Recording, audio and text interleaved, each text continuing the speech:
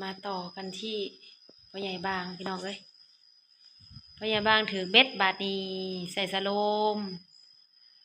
ใส่สโลมอีกจ้าพี่น้องใส่สโลมอีกสักก่อนหักไข่แหน่แล้วไข่แหน่แล้วเขาใส่สโลมให้มีแห้งก่อนเพราะว่ายังเมื่อยในท้องยังกินข้าวบ่ได้ยังกิน2-3 คำหนึ่งก็ยังบ่ทันได้กินข้าวเลยยังกินข้าวบ่ได้พี่น้องเอ้ยก็เลยใส่สโลมแบบนี้เจอยาซะ2 เข็มยากินอีกใส่สโลมอีกแล้วก็ใส่ยาเข้าไปในสโลมอีกเบ้ย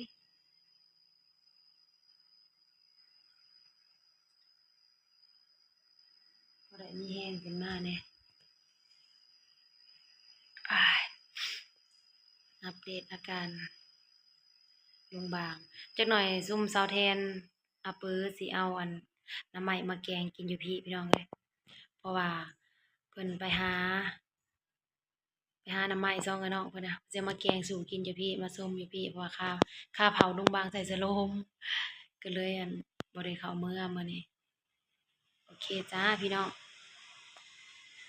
รอชมกันตอนต่อไปค่อยๆดีขึ้นเรื่อยๆจ้า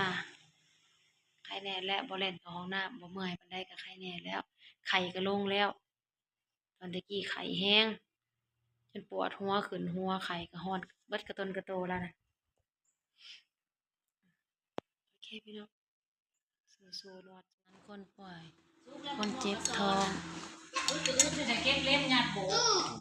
สุกแล้วว่าหล่นเทอละหน่วย2 หน่วยมองๆแล้วให้พ่อใหญ่เอามืออะไรยานี่อ่ะลูกมากินข้าวเกือบตายโอ้ย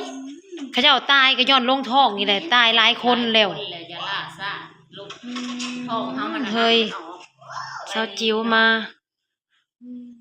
ให้เซาจิ๋วมาซึ่งขี่ทั้งห้างเขาได้ถือเห็นบอกว่าจะตายคันหมอบ่มาน่ะตายอะดีเฮ้ยพ่อใหญ่นึกก็ตายย้อนอันนี้แหละอ้าวเราอยู่นาเลยเราอยู่นาแล้วทั้งขี่ทั้งหากผู้เดียวเราอยู่นา2 มื้อนะเว้ยโอ้ยคนลุกไปหาหมอบ่ได้แล้วเบิดเถื่อเบิดแห้งแล้วมาว่างคือยังการกินการอนาท้องว่างไปกินเพ้อไปกินสมผักเว้อติโตมันเป็นลายมือแล้วเฮ้ยห้องว่างแล้วไปกินเพ้อแล้วก็ถ่ายนั่นเลยเราก็มากินได้โอ้ยนายลูกเวียดเด้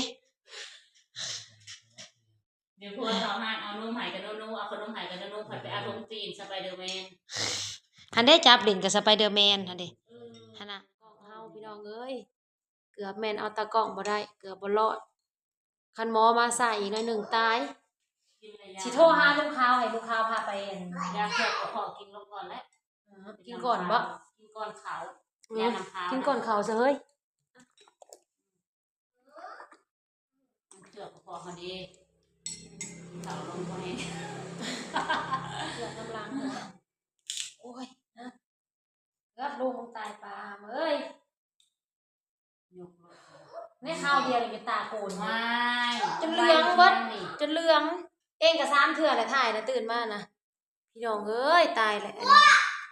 พี่สร้างบัดพากันเจ็บท้องลงท้องพิษน้ำกินเตี้ยวนะอ้าวท้องว่างเพราะว่าไป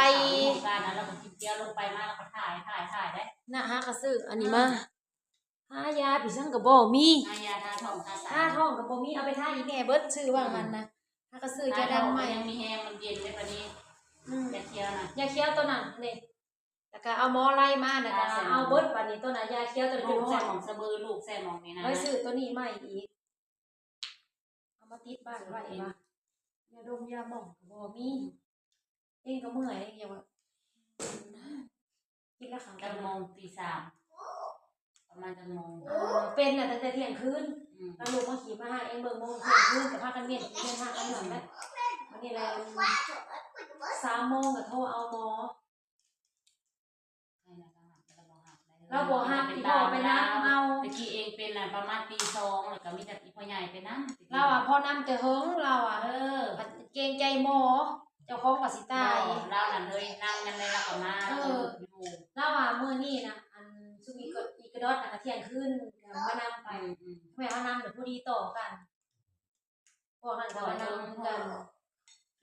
2-3 ชั่วโมงจนเสียงบ่มีพี่น้องเอ้ย เสียงผ้า แล้วเนี่ยลุกมานั่งได้ได้ใครแน่เนี่ยตอนนั้นน่ะสิลุกบ่ได้เจ็บท้องนะ เสียง ปล่อย ผ้า กินไปเรื่อยๆเอาน้ำมาให้ก่อน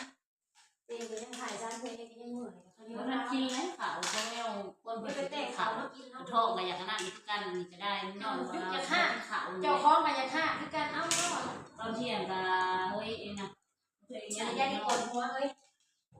หิวอยู่ค่ะผมกินเนี่ยจนมันหิวแห้งที่เขากินลงมันเจ็บ อันนั้นแหละเองก็เป็นนั่นน่ะ เอาอะไร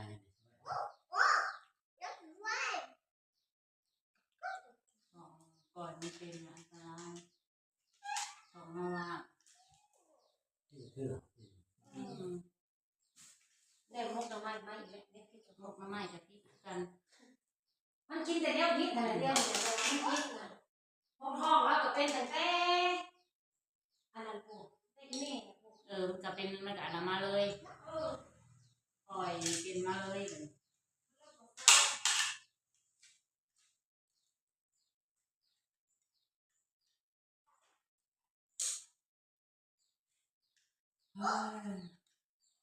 โอ้ยส่งไปคืออยู่ลมจะเฮ้ยส่งเลยโดยว่าภาษานี่แหละตัวภาษานี่นะเอาลงบางลูกบางนะบางมาสิไว้ลูกลงบางลงบางใช่ไหมอันนี้อันนี้เห็นไหม เป็นชายน้องชนนี่ ก็ได้แล้ว มันบอกมันบอกนักเรียนว่า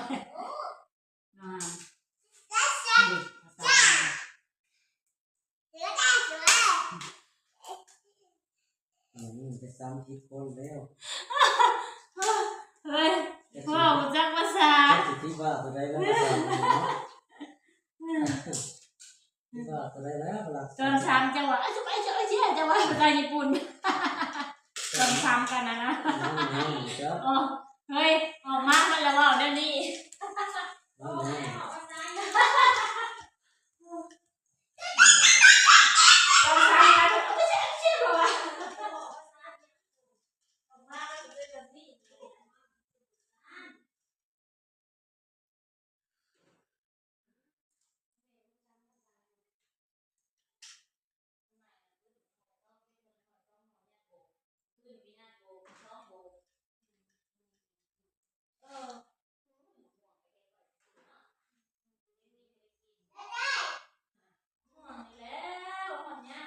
เยอะเอาลุงคือนอนเลย ถ้าเรานั่งกิน เอา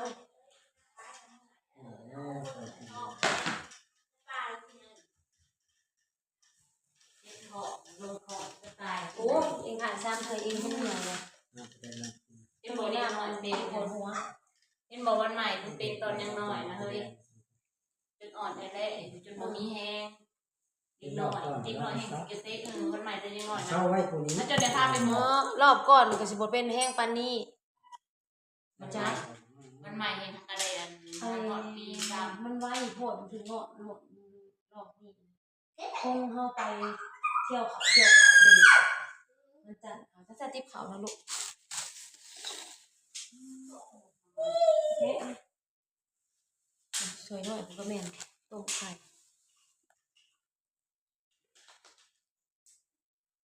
ซับมาเพิ่มง่ายมาทำมี น่าจะไหวมา ง่ายเหรอนี่แต่เขา นัดอีเมลการให้ยืนยันทั้งสองก็นำให้เขาเขาไปลงตื่นแล้วเด็ก เอาบ่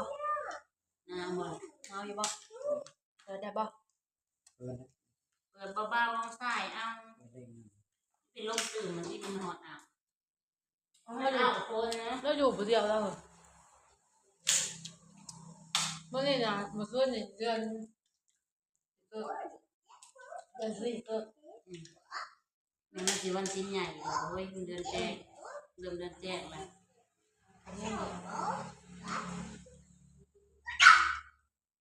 มันกับแต่โมเซลว่าจะกินปลาน่ะเกิดลงในรถกับกงกับเซลลงเอาสิได้รถตอนใหม่เราไปซื้อเขาบ้านทวดนั่นเดินทางไปบ้านทางขาจะไปซื้อตะวันเนี่ยเตรียมไว้ฟังน้ำทุกคนเราเขาคนมาแล้วก็มาขัดเป็นแนวพันหนังเสือกระสอบตีเงิน ใช่เนี่ยเขาเก่าอยู่ป่ะเจ้าเนี่ย คอยให้หมอแล้ว ไปกับแยกเสียนั่นแหละคนไทยเนี่ยมันตุ้นกันเองมันไปหาหมอก็ได้หลังจากกินยาแล้วเราก็ไปอีกอยู่เดี๋ยวเลยเดี๋ยวมีแห้งมากจะกินได้ไม่ได้จะห้ามันดำมันแดง เขาก็ยังเป็นมันหายเอา น่าจะได้รู้จักเศร้าเจ็บ ถึงเท่าละหน่อยเอา สัตว์ เจ็บหัวแล้วหายใจก็ได้เลยเนี่ยจะเปิดปากหายพลิกปากพลิกมากพลิกพลิก สัตว์เอาอีกวันเศร้า ว่าไปแล้วนะลำไส้ มัน เนาะ จุกเนี่ยมันจุกเอายอกไปเลยสัตว์เอาปาด ลำไส้เฮา ไม่ใช่ว่าเลือดแตกสัตว์ ทั้งเลือดเฮากับบอนี่เพราะมันเหมือนแห้งเด้เลือดมันบ่แรงเลือดบ่เขาบ่แรง เรื่องสมอง มันบ่แรงเขาหอดสมองนะตัวหอดอีกาเอาหมดมือยาเขาจะมองถ้าจะเมื่อแล้วก็นั่งเบิ่งเพราะว่าแล้วมัน เรื่องอาการก็ก่อน แล้วก็เป็นเมื่อก่อนเขาไม่ได้ กินแล้วเลยหน่อยเองก็กินแต่เช้าเองเลยก่อนเขามาก่อนใหม่ลงเยี่ยม เป็นกระเพาะย้อนนั่นนี่จะโมงกับเป็นบ่กินเขาได้ล่ะซุมเฮาน่ะบ่กินข้าวกินน้ำน้องไปละไปโลคันเราไปงานร้องเพลงก็ไปโล เราเอาร้านกินกัน ไปหางาน10 โมงก็ได้กินไปยาไปก่อน จะบีนไปเข่าค่ายนอนอยู่พุ่น โอ้โห จะหาบางทองจะวันถ้าเด็กหน่อยไปตามค่าย หน้าเบียดอยู่ อ๋อ อยู่น้องพ่อ เปิดนะแม่ลูกบ่ว่าใครดับก็ว่าป้าเปิดอยู่ เมื่อวานอยู่หน้ามืดมืดนอนเบียร์แล้วออกไปเลยมันจ้างคือพันตื้น เปิดนะแม่พัดลมนะปิดเห็นยังนะ จะควรไปได้เช้าเจ้าบอกท่านตื่นจ้ะ มีน้ำไผ่สนามเบียร์นะ ตื่น9 โมง บ่น้ำเบียร์น้ำไผ่ พ่อ มีแต่แม่ไปโอ้ยเปิดเลยค่อยๆแล้วก็เท้า3ผมตอนนี้เดี๋ยวป้าฟิวนับได้ไหมเลข2เห็นไหมเอาแบบนี้เอาเลขแบบนี้เอาเลขแบบนี้นับลงมาอีกมาเลยเห็นไหมกดนำลงมาอีกบาทนึงเป็นบ่เนาะบ่ได้เรื่องเลยโมโหมากเลยบ่ไปลงได้หันเอาไปเฮ้ยมาเด้อถ้าเพิ่นตื่นซุตื่นก็เป็น มาเลยไหม มาเลยแม่เสียงไปสั่ง เอาโลกของเราอีกได้ ไปเอารถไหม จะต้นเสีย เอาโหไปเอาโห ดากมันปีนไปไกลคนมาใส่กระเบือ แม่ลูกตัวนี้บ่ถึงบ่จะได้ ว้าย บ่แม่ลูกอะไรอันนี้เป็นบ่เบื่อได้นั่นน่ะบ่มาแทนบ่แม่นอัน อ๋อมือถูกเจ๊ แหละ ไม่ใส่กระเบือ มันไม่ใช่ ก็ใช่ก็ใช่บ่ใช่มันก็พวกคุณแล้ว ดูเอ็มบริษัทใส่ได้ยังจะนั่ง เอาเลยน่ะมันก็พวกคุณจะแกงมัน ดู สั่ง ว่าลืมบริมุกกระเฮิงเลยกำเนียงมุกเองก็สิบใส่กระเบือแล้วเองลืม มันก็เป็นเม็ดไผ่เม็ดมันก็เป็นตอนน้ำมันนะ ต้องหนู เพราะมันจังป้องคนหน่อยเอง มันก็ลืมจ้ะพ่อแม่ลูกเอามาให้ขึ้น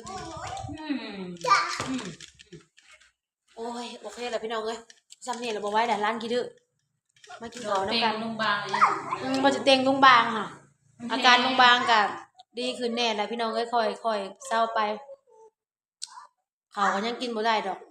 ถ้าก็กินได้2-3 คำ คำน้อยน่าไม่เลิกเลยเคยกินข้าวพวกนี้ เมื่อยน้ำลานในร้านบ่เว้าพี่น้องเอ้ยน้องให้